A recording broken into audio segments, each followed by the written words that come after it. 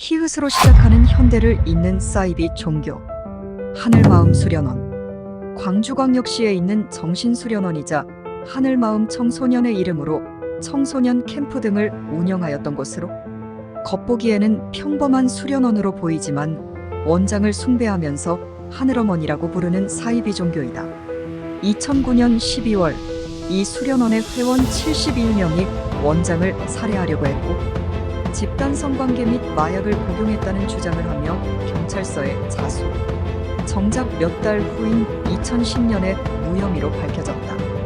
모든 사건은 원장을 신격화시키기 위한 자작극으로 12명의 회원이 꾸며낸 일이었다. 마약을 복용했다고 했지만 소변 검사에서 음성으로 나왔고 근친상간 증거 테이프라고 내놓은 것도 연출된 것인데다 진술을 예상해 미리 만들어 놓은 것으로 밝혀졌다.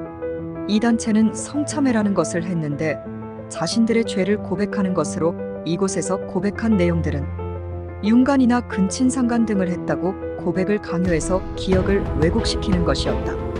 게다가 수련을 온 청소년들까지 이런 성참회를 강요하기도 했다. 이 외에도 최소 8명의 피해자에게서 내면의 고통을 덜어준다는 핑계로 9억 원에 해당하는 금액을 받는 사기 행각도 벌였다. 이런 만행들이 알려지기 전까지 교육청에서는 전국 단위로 교사들의 연수장소로 쓰이기도 했다. 때문에 신도 중에는 현직 교사도 몇 명 있었으며 탤런트 김홍표 씨가 연루되면서 유명한 사회적 이슈로 떠올랐다. 2010년경 탈퇴한 원생들이 사기 혐의로 원장을 고소해 수련 원장과 원장의 남편은 사기죄 등으로 2014년에 각각 징역 5년, 3년 판결을 받았으나 정작 수련원은 이름만 바꾼 채 계속 운영한 것으로 추정되었다. 실제로 지도상으로 옛 수련원의 주소를 찾아가 보면 건물은 그대로인데 이름과 단체 성격을 어린이 청소년 인성진로 캠프식으로 바뀌었지 인성 수련회 자체는 그대로다. 다만 하늘마음 수련원 시절과 같은 비윤리적인 요소는 없어지고 건전한 단체로 변모했다.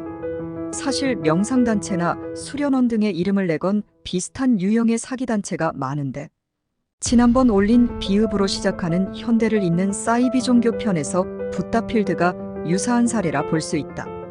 수련 원장은 2019년에 그의 남편은 2017년에 만기 출소하였다. 출처 나무 익히 구독과 좋아요, 알림 설정 부탁해요.